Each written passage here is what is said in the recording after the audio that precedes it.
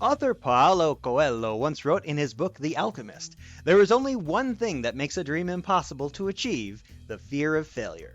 This is the Producers Lounge podcast, the best podcast online for tips and tricks on producing great film, television, and web content. Welcome back for Season 3, Episode 19, hosted and produced by GreaterAndGrander.com. On this week's episode, we're chatting with LeLoni Smith, who has produced a whole host of nonfiction programming, including Halftime, starring Jennifer Lopez, an Oscar-winning documentary, The Elephant Whisperers. We discuss her passion for journalism, overcoming rejection, the importance of personal branding, and why you should never break change with a stranger late at night. We discuss how her admiration of Oprah led to a passion for journalism, as well as her eclectic career starting in Los Angeles, beginning as a production and personal assistant on a court show, to a researcher on medical shows, and how that led her to an eventual executive position at the grueling company Netflix. My words, not hers. Here now is my conversation with LeLoni Smith. By the way, I've eaten here a lot. Like, everything on the menu is good. Okay. Yeah. I believe it. All right. How are you doing? How's your week been? Let's see. It's been, the week's a bit jumbled. I'd say this is a hyper social week for me where I had an event every night. Oh, nice. So I'm wearing my sorority colors. But very able, AKA, that is the same sorority as Kamala Harris, our VP. So another fun fact, I don't know if you're a Broadway Wicked fan, but Cynthia Ervio is a member of my sorority as well. So she had a private screening for us earlier this week for Wicked. Oh, very cool. Amazing. Love it. Can't wait for everyone else to see it. But that took out a lot of my energy because that was the start of the week. And I was like, sorority sisters are all Wicked, pink and green. Yay, singing, dancing. So that was fun. But yeah, I had a lot of fun. But I'm like, we're here. How about you? Oh, God. The last week has been, like, there's been a lot of ups and downs the last month. That's fair. Yeah. Yeah. And so, but in the last week, I've been putting together a plan for what I'm going to do with Greater and Grander and social media stuff in 2025. Love it. Definitely influenced by the election. And so we are going to be part of the resistance. I love that. I love it. I'm excited. I think it's great what you're doing. And I'm like, oh, this is so cool, So I love it. I'm glad we randomly met on the beach in Yes. Santa Monica via Asher. Yes. See your friend who's friends with Asher? Serafina, yes. So here we are today. Yes. Okay, cool. So where'd you grow up?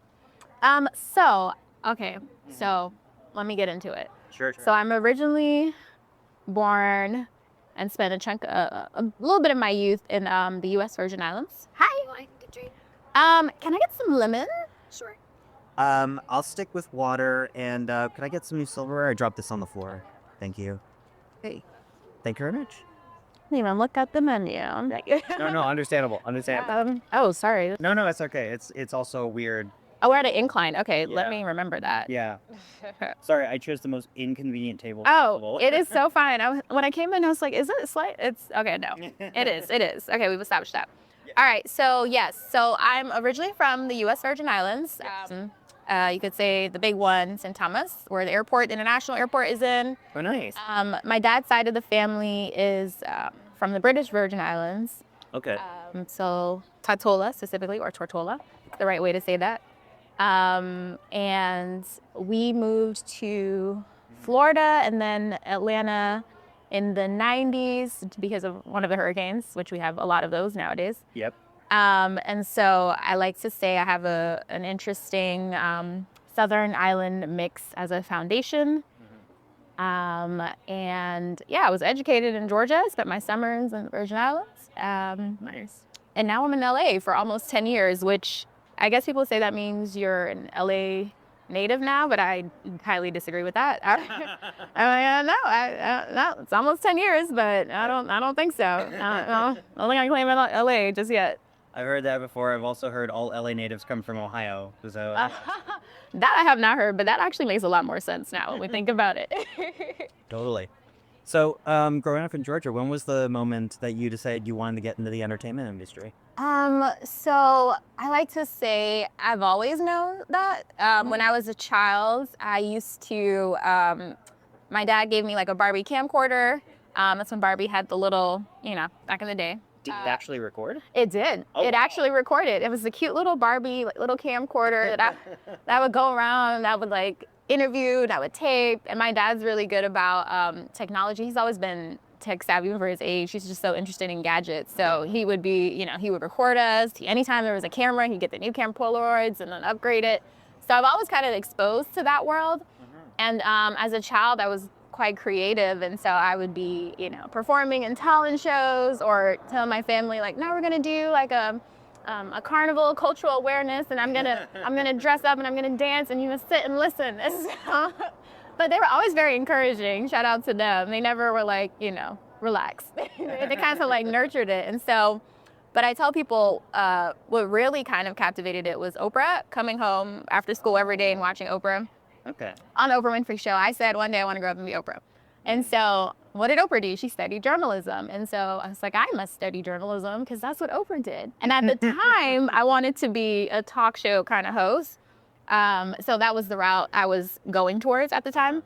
So I studied journalism in middle school. I studied journalism in high school. And then I went to college and studied journalism. And funny enough, since I'm in a family of immigrants, my dad was like, oh, you're going to study journalism in college? I said, yeah, I mean, I've been doing it for, some years now. He's like, I thought this was for fun. Like, you should be a doctor or a lawyer. You're too smart. And I was like, hey, journalists are very smart and they do very well sometimes, So he kind of had to convince himself that it was going to be all right as me kind of studying journalism. And he did. And then, of course, this was some time ago before we had the uproar of Instagram and influencers and all those things. So we didn't know what we were, going into. But at the time, it was like, that's not a thing. No one really, does that as much. So yeah, I went to college and I studied the journalism because I, at the time wanted to be Oprah. And where did you go to school at? The University of Georgia. Shout out to the Georgia Bulldogs. Yeah. Big shout out to them. So yeah, I went there, which is funny. I didn't want to go there originally, but I started college around the time, a little after the 2008 recession hit. And so yeah. Fun fact, the Georgia Lottery funds scholarships for college students. Oh, wow. So at the time in the early 2000s, if you stayed at school in Georgia, you had a certain GPA, you got tuition paid for, fees, but basically a full ride to college. Oh, nice. Just, via the Georgia Lottery. Of course, the recession hit. And people aren't really doing the lottery as much. The funds were dwindling. So they said, you know what? Now we're going to have to reduce what we give you. We're only going to pay 90% of your tuition, and we're not paying the books and the fees and all that other stuff.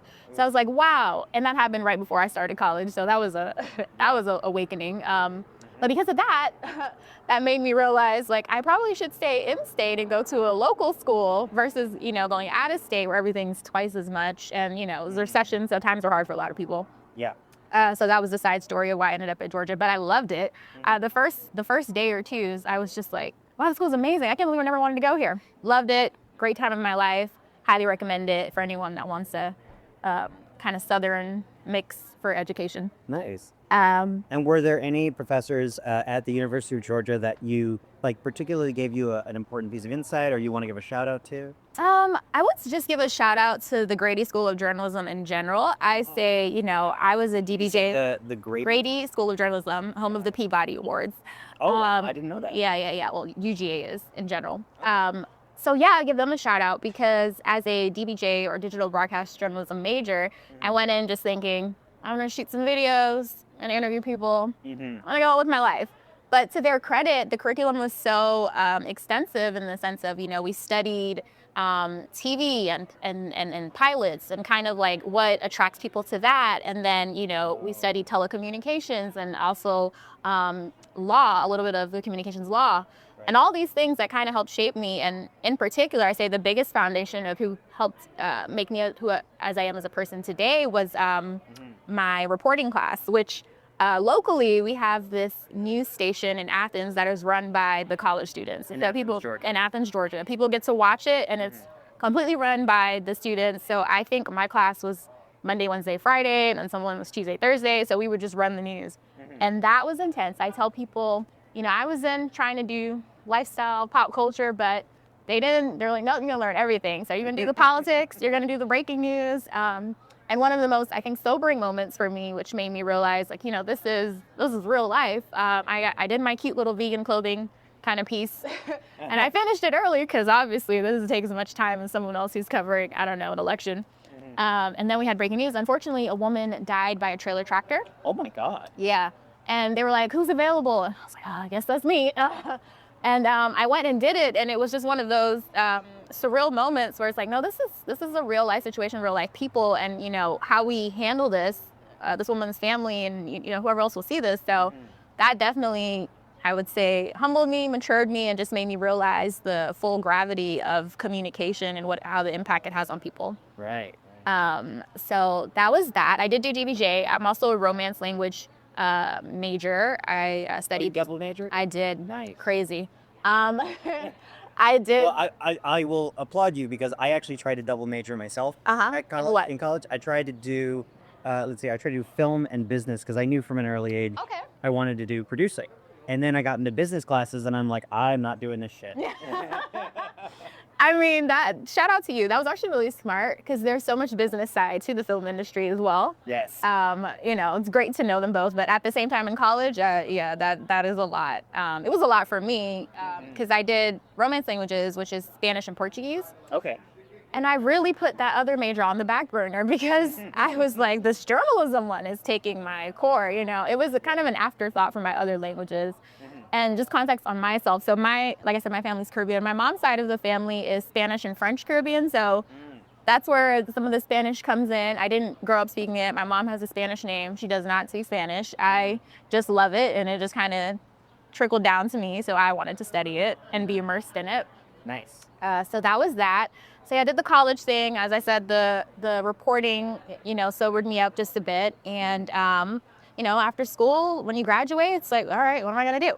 Yeah, and that is a big debate that I think a lot of like film students and other communication students have. Like, do I stay local? Do I move to New York? Do I move to Los Angeles? Do I try to make it somewhere else? How did you go through that process and what were the deciding factors for you? Yeah, so again, shout out to Grady School of Journalism. They have an amazing summer program where they call it a study abroad, which I mean, coming from Georgia, LA is kind of abroad. It's a different world. It's a different world, right? Yeah. And so, you know, they pay the abroad prices too. But so they had the summer abroad program in Los Angeles, and I was, I think, a sophomore, and I got in. It was selective. They only did about 20 students.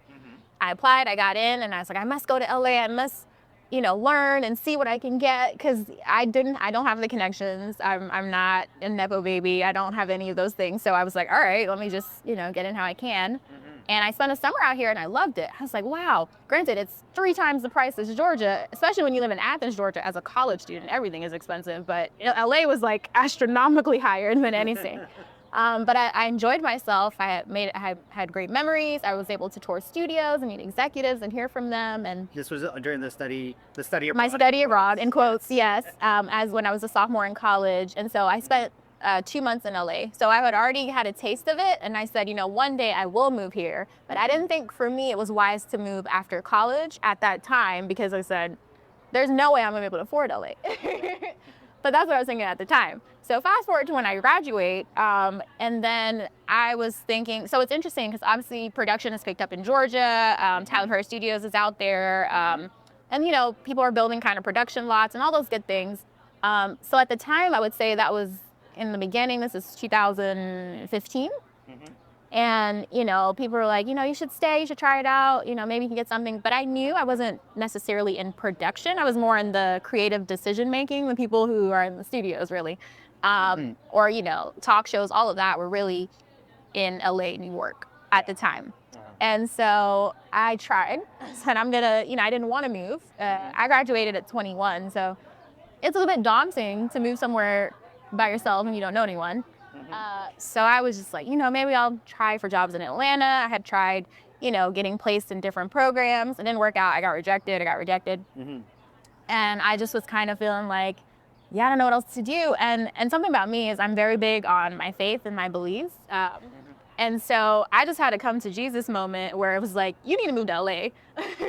Like, you don't have a choice. Like, you need to do it. And so I was fighting it until it just was weighing on me heavily. And I said, you know what? I don't have a job. I don't know really about maybe one person out here, but I'm going to do it. my parents, surprisingly, my mom was the one who was always like overprotective. And, she was like, if you feel spiritually that you're supposed to go, then you got to go. And I was like, whoa, you're supposed to tell me I'm not supposed to go. This was the moment I was looking for some reassurance to change my mind. And surprisingly, she was like, go for it. And my dad was the one who was usually more like, yeah, try things. And he's like, are you crazy? You're 21. You don't know anyone out there. Like, that's insane. You're going to be out there by yourself. And I was like, oh, wow, you guys have swapped roles. So we went through all of that, and I just kind of tell people I had the whole dollar and a dream. I had my little savings account that I had, and I had a friend who had an apartment, and she's like, come live with me. And so, I packed up my car, had it shipped, and just went out here. I didn't have a job. I just took that big leap of faith. And so I told my parents, I'm gonna try it out for the first couple months. If all else fails, I run out of money, if nothing, just buy me a plane ticket back home, and I'll just pretend this never happened. But I did. I knew when I came out here, it wasn't going to be easy. I knew it was going to be, you kind of have to like hustle, work your way up. Because like I said, I don't have connections. So. And I find in these conversations, the timeline is always important in this. Yes. And so like it sounds like you gave Georgia the good old college try, for lack of a better term. Yeah. A couple of years. And then you came out to LA. How long were you hustling before, for your IMDb Pro, you got your position on the Family Court show? Yeah. So the timeline is interesting. So I was actually in college for 3.5 years. I graduated a semester early, and I used that semester to figure out what I'm doing. And in that semester, I also realized that you just need to move to LA, because I felt, God was just calling me to go out there and do what I need to do. And so I moved out here May in 2015, and that summer was rough. It was rough. I knew that I wasn't going to get, because everyone's industry story of their first kind of job in the industry is different. I don't think I've ever heard the same story twice. I knew that could take a couple months, couple weeks for me to get something. So I came out here, and my first thought was, let me just get a job, like any kind of job. I did many jobs. It took me in totality 7 months before I got my first industry job, and that was actually at Warner Brothers in their tech ops department. I was contracted there as a temp staff, but that took 7 months. So in my 7 months of, I like to say, trials, it was, I worked at the European Wax Center as a receptionist. I was selling internet packages. I'm sorry, the European Wax Center? Yep. That's where women and men get waxed. I didn't. No, you thought it was like a Madame Tussauds or something. Yeah. No. That probably would have been less chaotic, honestly. A fun story, a fun little side story. I had never worked, like I've never been a servant. Or have to work in the service industry, and I know it's a hard job. I never worked cashier. That was my first time literally working cashier kind of checkout. And one night, there was a guy that came in, like maybe 20 minutes before closing, and he was asking for change. And I was like, yeah, sure, I can give you some change. Funny story, the next day was Monopoly money. And everyone realized that I had exchanged real money for Monopoly money, basically. And in my defense, at the time when I did it, it was late. I'd already worked a long shift. It was nighttime. I was just ready to go. It looked like real money, but in the day, it looked very fake. Yeah, so I didn't last too long at that job, but it's fine. So I kind of hopped around. I worked at UCLA for a bit in their graduate housing department because I was an RA as an undergrad. So they hired me to work in their graduate housing. That was also very interesting.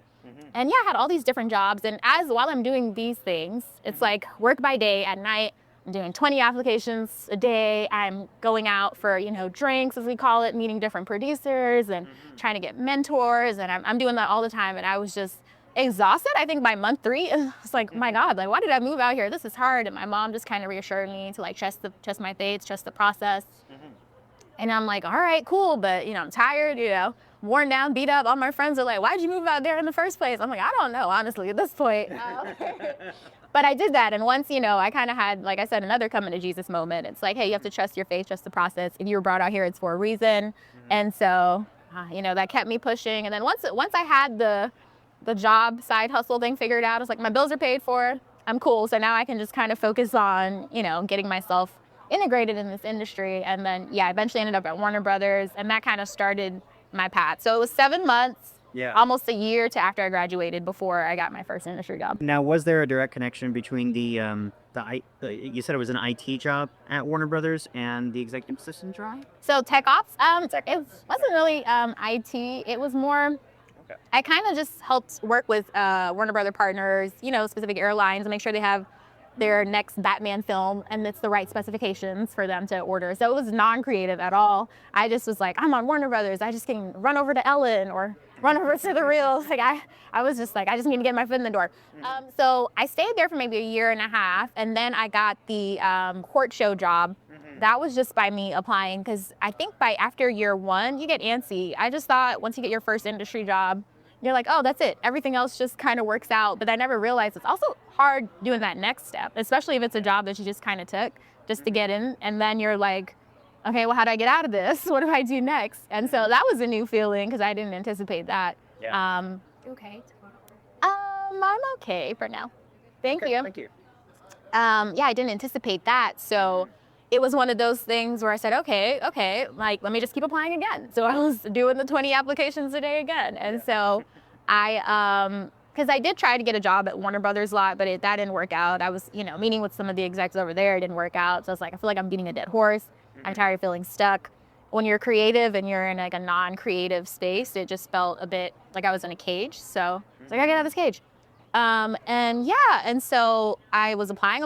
It was on, I think, Entertainment Careers. There was a confidential post for like a personal assistant, kind of TV assistant. And for those who don't know, there's a very prominent website called entertainmentcareers.net that a lot of good industry jobs are posted on. Yes, I gotten a few off of that, recommend that. And that was one of them. And so I applied, not knowing what it was, but, it was just advertised as a daytime kind of TV show. Host needs a assistant. And I was like, oh, that's perfect. Because at the time, I still wanted to do on-camera hosting and, be in that lens of it. So I was like, oh, this is perfect for me. I can learn from, someone who has experience not only in the talk show space, but has done hosting for HGTV, is a lawyer in real life, and all these great things. She's multifaceted. So I love that. And yeah, I interviewed, I got the job, and it was hard. As there's plenty of great assistant stories. I'm sure everyone in Hollywood has. Are there any that you feel comfortable sharing? So that was probably my first that was technically my first assistant job. Because when I worked at Warner Brothers, I just did my work. I didn't have to worry about scheduling. I didn't have to worry about, any of that stuff. I just worked. And so this was my first kind of assistant role with someone who, has I would say a prominent following in Atlanta. She's pretty big in Atlanta at the time. So it was very big, in the South, they love the court TV, paternity shows, all those things. And so, yeah, a fun little story. It's totally up to you, what you feel comfortable Oh, with. no, I know. Thank you. I can cut all this part out. Oh, okay, no. Thank you. I appreciate that. You have to go on kind of like Wild Goose Hunts. My boss, amazing lady, very powerful at what she does, talented. She also watches her health. So it'd be like, sometimes I'm making whole food runs. And, when you're in a personal assistant, but also you're assistant for the talent on the show, that's like two jobs in one. So the EPs on the show are, asking me questions about her. And, they're like, where she's at, what's her schedule like, what she's doing, where she'd be here, this and that. And then I'm also working with her, and I'm trying to get her things and make sure her schedule's put together. And it was required that, I have to dress a certain way. I didn't want to look too sloppy because I'm running around and I'm a representation of her and myself. And it was all these things that I had never thought about. And I'm also running her social media. So it was a lot, being a personal assistant. And then on top of that, being an assistant on any TV show is no small task. So shout out to all assistants in Hollywood in general, because I've been there, I've done that. You're here. Right. Cheers to that, because that is something serious. But yeah, it's everyone has that story. It was one of those things where I was able to learn from her and see kind of how this industry works with someone who's in front of the camera, and how she has to, I think that was the first time I learned about branding. So I'd never thought about having to sell yourself. With her, I learned that it's always like setting yourself up for the next opportunity, because you don't know when this one will end, this current opportunity will end. So it's always like, posting on social media, every post that you do, like, what is that revealing? Is it revealing that she is a fashion designer, but she also was a singer? She used to sing background at one point. She has all these different, facts about herself that she's subtly advertising to the world so that people, producers can see it, whoever. just can see that of herself, so that the next opportunity is coming. And I had never thought about that. That was the first time I was exposed to that, and it made a lot of sense. And that is where I started learning a little bit more about the business side of things. Yeah. Okay. And when I was looking at your IMDb Crow, this is where it gets very interesting, because Hey everyone, quick break here. If you listen to the Producers Lounge podcast, you know I'm obsessed with how stories get made and who gets to make them. That's why I wrote Threads of Imagination, a book about collaborative storytelling and the art of building worlds together. Published by DSTL Arts nonprofit, which supports young BIPOC artists, the book pulls from my own personal history and even from my family history and the tradition of itinerant tribes telling stories around the campfire. Threads of Imagination is a guide to collaborative storytelling and how ideas grow, evolve, and become something bigger when people create together. Whether you're a filmmaker, writer, artist, or just someone who loves the process behind good stories, this book gives you practical tools, creative prompts, and real-world insights to elevate your craft. That's right, Threads of Imagination is full of exercises, behind-the-scenes lessons, and inspiration to help you create with purpose and community. If you're looking to jumpstart your next project or sharpen your storytelling instincts, this is the place to go. You can find Threads of Imagination wherever books are sold online. All right, back to the Producers Lounge podcast. And when I was looking at your IMDb Crow, this is where it gets very interesting, because from what it says on your IMDb Crow, you went from 2017 to 2019, you went from assistant to researcher to executive at Netflix. Yeah. So let's explain that gap. It sounds great when you say it out loud. So yes, I was a researcher / production assistant. After I wrapped up the court show, I jumped over to the CBS talk show, The Doctors. I love research. As someone who had studied journalism for years, that is the foundation of who I am as a person and how I maneuver in life. I love research. I love learning new things. So me getting paid to research, I was like, yes, that's incredible. You want me to organize details? Yes, loved it. Being a PA and a researcher is a very hard job. You're working 70 hours a week. I'm responsible for making sure I share factual information so that the company isn't sued for lying, So that was a big deal. Especially on a medical show. So I like to say I have an unofficial med degree. My best friend at the time was in med school, and we're using the same databases and resources. And I know a bunch of random facts that sometimes I can't even tell you where it came from. I just know like certain remedies that I'll just randomly start saying. And that's just from my time when I was immersed in the medical research. So yeah, I was there for a season. I learned a lot there as well. It was very exhausting. I think that was the first time I literally just felt physically exhausted. Just 70 hours a week. Being a PA is a lot. Getting props, booking, travel, escorting talent. Then I also have to make time to research. So I learned a lot that season as well. And then when I came out of it, this was a time when I kind of fine-tuned what I wanted to do in the industry. So prior to that, the reason why I was chasing after talk shows and all that stuff, because I said I wanted to be Oprah.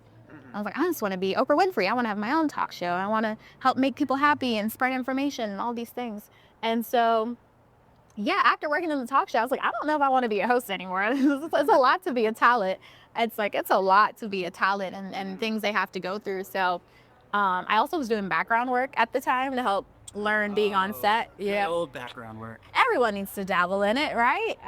Can I tell you one background story? Yeah, go. So I got, for some reason, I'm part Middle Eastern, but for some reason they put me in the central casting database as all Middle Eastern.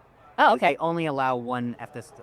So the only shows I got background work on were like stuff that needed terrorists. Oh, no. Yeah. Oh my gosh.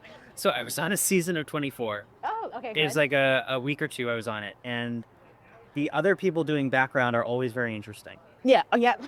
And in fact, on one day of background, I actually had to have a debate with someone who was another background extra, who kept insisting that Ruth Bader Ginsburg was a black lesbian. Oh, wait, what? And they were serious? They were absolutely serious. Wow, yeah. Okay. Yeah, you meet the most interesting people during background work. That's amazing, actually. I love that story. But I was doing that also at the time just to learn, one, you make money. Also, Crafty's amazing. I love Crafty. This is my favorite thing.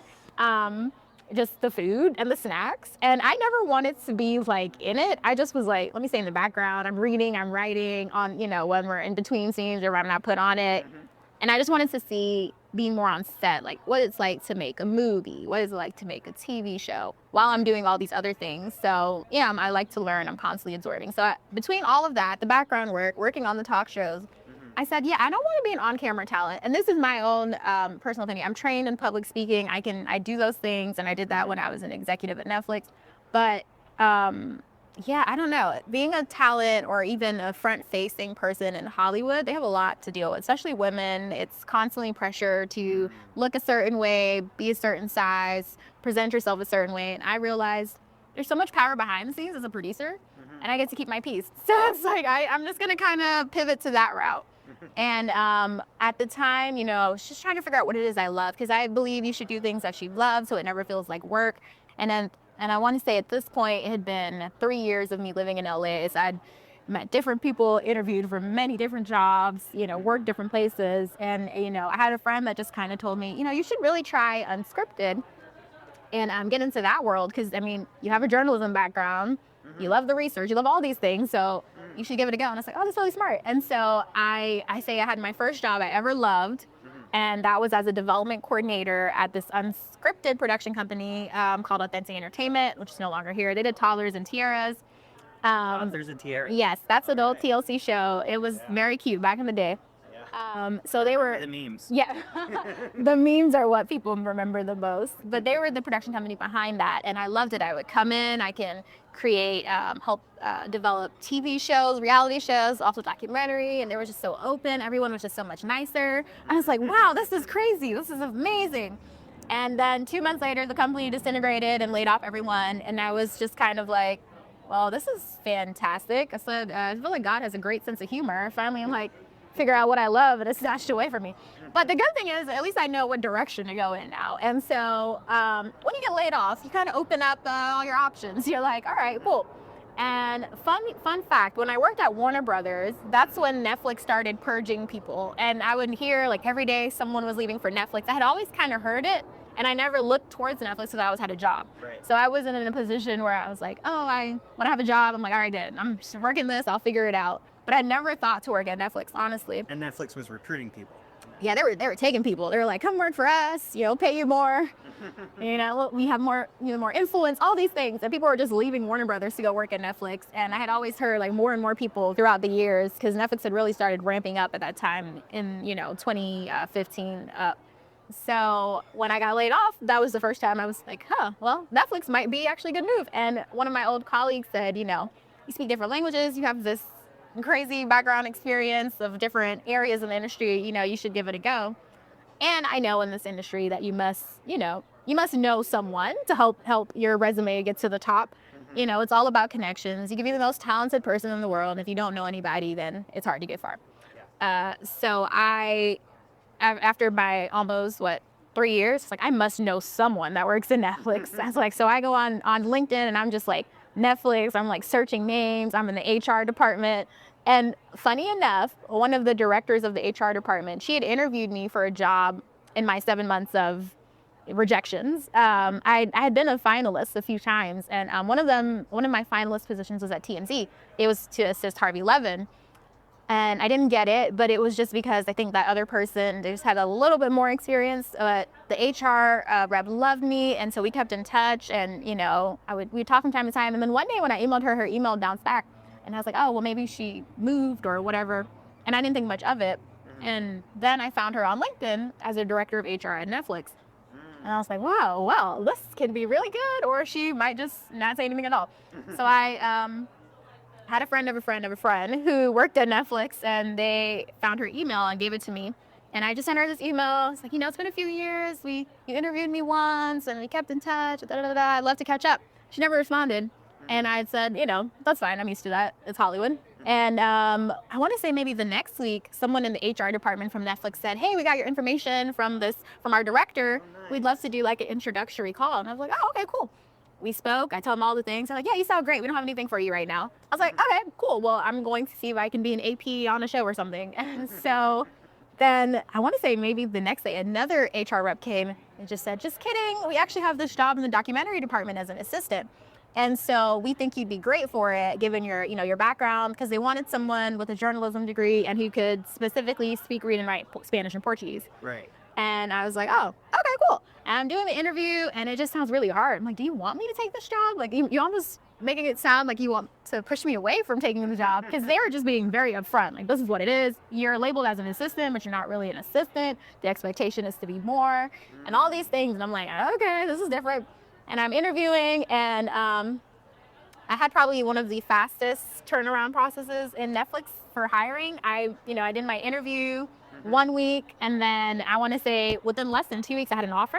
Oh, wow. Yeah, it was crazy. That doesn't happen for many people, but they were just like, we were looking for someone specifically just for you, because at the time, Netflix documentaries wanted to expand in Latin America. So they hired a director to come in and create documentaries and partner with production companies in Mexico and Brazil, Argentina. And so they wanted someone who would be able to assist him, but also other people on the team. So many people speak Spanish in LA, but few people speak Spanish and Portuguese. So that's why they were excited. And I have a journalism background to help another exec who also has a journalism background. So it all worked out. That specific position was made for me. I did the assistant thing in Netflix for, I think it was 2 years before I got promoted. So that's where there's a little bit of a gap on my IMDb. I came in, one of the hardest jobs. Working on Netflix is like working at no other place in the world. And I'd like to say I'd worked at a few places at that point, so I knew. There's immense pressure from everyone, down from the assistant up to the VPs. Everyone is just on their A plus game. If you ever feel like you're working at a B level, you feel like you're slipping because everyone else is at an A game. So, they pay you great money because they want the best of the best, and they want the best of the best results. So, it's high pressure. And when I first came in, I was just like, I'm going to get fired. I was like, I'm going to get fired. Every day I was like, I'm just going to get fired. I don't even know how I got this job. It's overwhelming. I think everybody in their 30s goes through Yeah. that. Right. So it's one of those things where it's like, I'm going to get fired. That's it. And I stressed myself out so much that this is not directed or related to, but I did get in a car accident, maybe my second month of working there. I'm so sorry. Thank you. It's fine. And I bruised my ribs from mainly the airbag. And it took a couple months to heal. But that was very sobering because it just kind of put things in perspective. Like, one, no job is ever worth my life and my health. And then two, it's like, even if I get fired, it's not the end of the world. I mean, I've been through so many different jobs in Hollywood. I'm like, just get another one. Like, it's fine. Just go and do your best. If it doesn't work out, whatever. So once I kind of switched my perspective on that, it became a lot better. Just working there and being able to enjoy and see the impact. I mean, I studied Portuguese in college, specifically Brazil. So you have to learn the culture and the language. And I met, for this documentary pitch, there were some indigenous Brazilians from the Amazon forest that came in as part of the interview. And I never, as an assistant, I'm completely wowed because I studied these people in school, and I'm like, oh my gosh, I'm talking to them and they speak Portuguese, so they only know how to talk to me. And I was translating, and I was like, this is crazy. I'm talking with indigenous people from the Amazon rainforest. It was one of the most beautiful experiences ever. Can I say what I love about that story? Yeah. Which is that you succeeded by being your authentic self. And so many times I have heard people in Hollywood recommend, oh, you got to fit in this mold, you got to try and be this other thing, rather than for lack of a better term, exploiting what your natural strengths are. Yeah. That should be the de facto. Yeah. I love that you just pointed that out. No, that is very true. It is beautiful when you can just be yourself and do what you love and be. And that was honestly one of my all-time favorite memories. I've made, got to work with amazing people, but just that moment was, And so I did the assistant thing. And the thing about Netflix that people don't realize is that you can be amazing at what you do, and they're not going to give you a promotion just because you're amazing. It has to be a business need. So jumping from assistant to manager, it was it was a process. I want to say it was about a 7-8 month process of me kind of meeting with HR, meeting with different VPs, and I had to basically propose why this position is needed because they don't want to waste money, And just to add a little color to there, I am a little familiar with Netflix, and I think it's important to kind of bring this up for the listeners, which is I actually interviewed for a position at Netflix in 2022. Cool. And one of the things the executive I interviewed under said was, we book half-hour meetings back to back to back. Yep. And a lot of days you are just going back to back to back in meetings. Yep. So I imagine working 60-hour weeks is not uncommon at Netflix either because of that. 60 is a breeze. This is more like 70, 70 plus.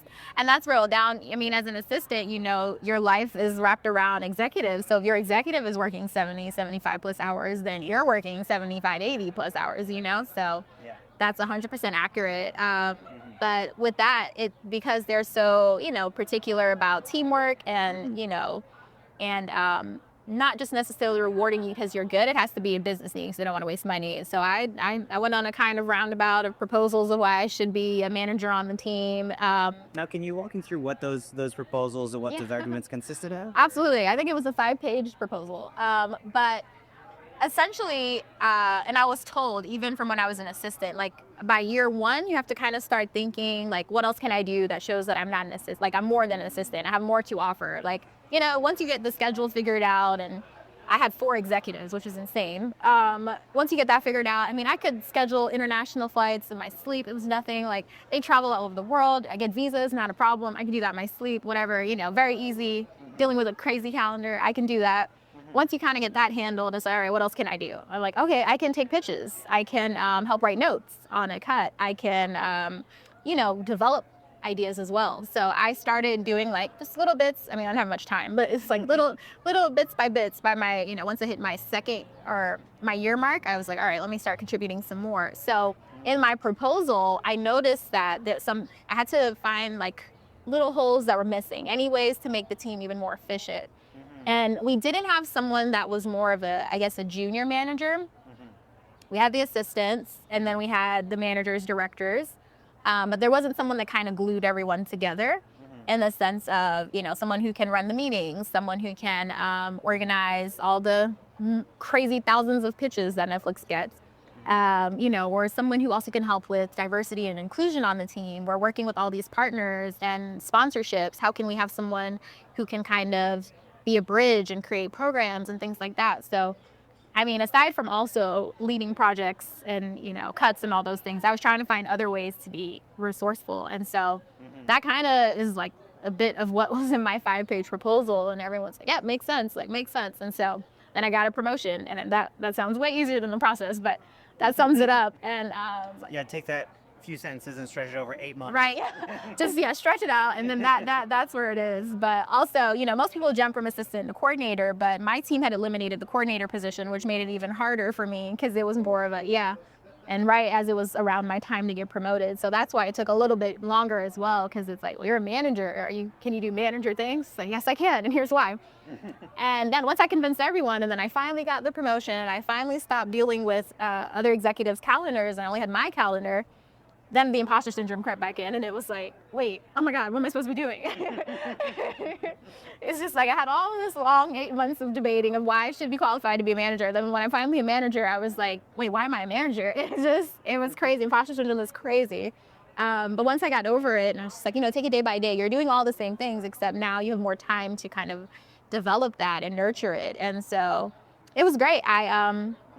Like I said, when I started there, I was hired to help expand Latin American documentaries. So I'm talking with, Black Brazilian female filmmakers in Brazil and Portuguese, and hearing about their stories, and they're talking to me, and I'm meeting just amazing people and working with amazing producers and directors from all over the world. And that was such the foundation of kind of what helped me at Netflix as well. So especially since it's non-English, and on top of that, you really had to start ground up because Netflix hadn't really pushed through there just yet with documentaries. So that was great, of a kind of learning ground. And then I kind of switched to English language. So when I was promoted, I went to English language. That was just my own personal wish, because as much as I love Latin America, I know that you can sometimes get pigeonholed in the industry when you lock into one region. They're like, oh, that's what you're good for. And it's like, oh no, I can do more than that as well. So I switched to English language, where I got to work on the J-Lo documentary for Halftime, and Syllable Ben Crump, and all these amazing things. And what I'm most proud of is The Elephant Whisperers, which won the Oscar. Yes, that was the documentary out of India, correct? Yes, out of India, which is not English, but that's fine. It's a beautiful doc. I knew the moment I saw the first cut, I said, guys, I think this one can make it all the way. And they're like, really? I said, I really do. And here's what we need to go to make that work. And so there's no right way there's no guarantee that any film can win an Oscar, but I do think there are some certain ingredients that kind of make Oscar bait that kind of help out. So, and it had all of that. So it's like, guys, this is great. It's magical, amazing team. And when it won, it was a beautiful experience. And yeah, that was kind of my trajectory to Netflix. And I departed in August 22. And that was mainly... Sorry, I don't mean to interrupt it, but I just have to comment. Your hair is absolutely stunning. Thank you so much. Be your lead. Oh my gosh, thank you so much. So thank you. Have a good day. You gotta love LA. People are so nice. Sometimes people are so nice. And yeah, I left Netflix in August 22, and that just had to do with all of their crazy layoffs and departures, and which I knew was coming. They made this announcement in January 22, like, yeah, sorry, we kind of got overly ambitious and we did a lot of hiring during quarantine. And unfortunately, our projections are showing that we have way too much headcount. Yeah. So we're going to have to chop. And so I think I survived about 3 rounds of it. I knew it was coming, but I got a little comfortable. I was like, you know what? I think I'll be good till at least the end of the year, because they just kind of finished wrapping up. And then when you get comfortable, that's when they get you. But yeah, I got laid off. There was no ill wishes. I'm still very close to the team. It all made sense. It just... and that's happening to everyone. Netflix started and they were all in the headlines and people are like, oh my God, Netflix is laying off all these people. And then everyone else started following and they've been following since then. Yeah. This one author I really like to follow, he's an economist. His name is Robert Reich.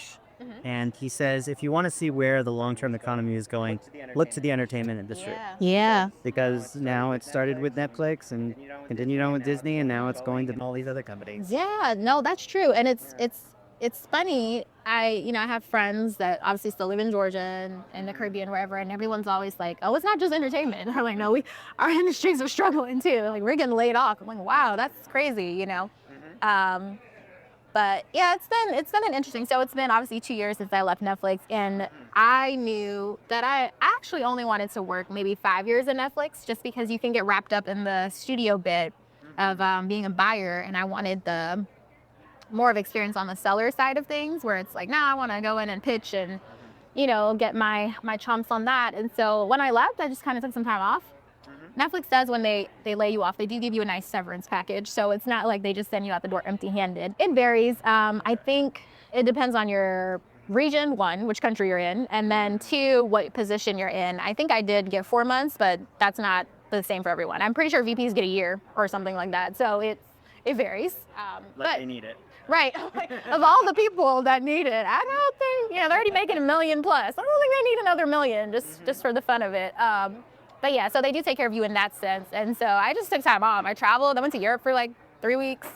So it's like, you know what? I don't have to work. I don't have to check my calendar. And even when you're on vacation as a Netflix employee, you never really are on vacation, because you're going to get the emails, you're going to get the pings, and you can never really completely plug out. So that was the first time where I was like, it was like a reflex. You just check your phone, your calendar, and I was like, wait, I'm not getting anything. So I had to decompress from that. But that was amazing, just to relax. And I was in Amsterdam and in Paris, and it was summertime. It was beautiful, like an amazing time. I know. I was like, this is my treat for all my 4 years of hard work. And then I came back. I was like, oh, what do I do next? So I knew that I wanted to produce. Ideally, I wanted to be housed at a production company, because I love working on a team, a consistent team, and just feeding off ideas and developing things and kind of seeing something go from start to finish. But what's funny is, I think I really started, it was August 22. I just took the rest of the year off because, once September hits, it's like, it's holidays. So I just took on the rest of 2022. And then 2023, I'm like, all right, let me start developing my own projects and reaching out to some of my partners that I worked with at Netflix. And that was going for a while. And I'm like, all right, cool, we're doing this. And then the strikes happened. And I was like, you've got to be kidding me. And even though I'm on the unscripted documentary side, it affects everyone. People are buying less. And like you said, Netflix started it a year prior to, and I was just thinking like, oh, it's Netflix. Maybe everyone else will, at least kind of push it off, or, they might be able to hold on a little bit longer. So by 2023, I'm like, all right, great. And then the strikes happened, and that just made everything a mess, because then everyone's like, I don't know if I'm going to have a job. I mean, you're great, but I don't even know if I'll have a job tomorrow. And I'm like, oh, God, that's horrible. But through all of that, I was consulting. You know, there's still amazing filmmakers who are creating amazing projects and films. And so even though it was slower, I still was networking, making connections, talking to people. And I can advertise myself as someone, as a former Netflix executive, I can't promise that they will buy your documentary, but I can promise that I can at least get it in the door and make sure that it's set up to where it's something that they could be interested in. And because I know, like, I have the Netflix mindset even still now it's been 2 years of separation. Those creases in your brain never wrinkle. Yeah, right. They don't ever wrinkle out. The data. It's just like it's in there. And so I'm consulting on this short film now. That it's funny because I actually just emailed my old colleagues yesterday. And I'm like, hello from the other side. I have a project that I want you guys to review. I'm formally pitching. And so we'll see how that goes, but I'm pretty excited about it. And so, yeah, producing has been interesting in this 2-year kind of slump for the industry, but I do think things are going to pick up at some point. It'll all work out. And that's just kind of where I'm at today, yeah. What are you looking forward to the most? Let's see, we're wrapping up 2024, going into 2025. So, yeah, lots of changes coming, change of administration, award season, which is always fun. I'm just looking forward to seeing, you know, everything that I had worked for in this 2 years come into fruition, where I felt like I was in this a hiding season almost, where I'm kind of behind the scenes. And it's interesting because when I was at Netflix, people were always going to me or reaching out to me. And then when that title is stripped away, it's just kind of like, oh, well, we'll get back to you. I'm like, all right, cool. That's okay. I'm completely humbled by that and patient, and I get it. And so now I just feel like I've been in this kind of preparation season, and it's been developing, consulting, partnering, and I feel like it's all been setting me up for the next opportunity. So I'm looking forward to see how that all unfolds in the new year. Fantastic. If you could go back and give yourself, go back to Athens, Georgia, and give yourself advice when you're still at the Grady School of Journalism, what advice would you give yourself? Ooh, I'd probably say, girl, you have no idea what's up ahead. Brace yourself. But if I could tell myself, continue to just trust your faith and the process, because you work so hard and everything will work out. Even there are bumps in the road, there's going to be some unexpected turns, like everything still works out. And I never, in a million years, when I was 18-year-old in Athens, Georgia, you would have told me, in 10 years, I would be working at one of the most powerful entertainment studios in the world and, working with filmmakers from all around the world. I would have been like, oh, that wasn't even part of my dreams. Like that was way beyond anything I would have ever imagined at that time. So, but yeah, I would definitely tell her, you have no idea what's up ahead, 1. But 2, like, it's all gonna work out and it's gonna be great and you're gonna love every minute of it. So buckle up, girl. Here we go. And that is Season 3, Episode 19 of the Producers Lounge podcast. Thank you to my guest, LeLoni Smith, for joining us. You can find out more about her by checking out the show notes and subscribing to our YouTube channel at Greater Grander. Our intro and outro music today was Faster Does It by Kevin MacLeod. Our episode still image is provided by LeLoni Smith. We'd love to hear from you, and you can check out this week's accompanying article on greaterandgrander.com entitled 9 Foreign Equivalents to Shakespeare in 7 Languages, Global Storytelling Lessons for Brands That Want to Stand Out. Link in the show notes. You can stay up to date by following us on YouTube and social media at the handle Greater Grander, all one word. Make sure to subscribe on YouTube or wherever fine podcasts are found. And also, if you like what we do, share this podcast with a group who you think will enjoy it. Join us next week for more cocktails and questions, and until then, keep producing dreams.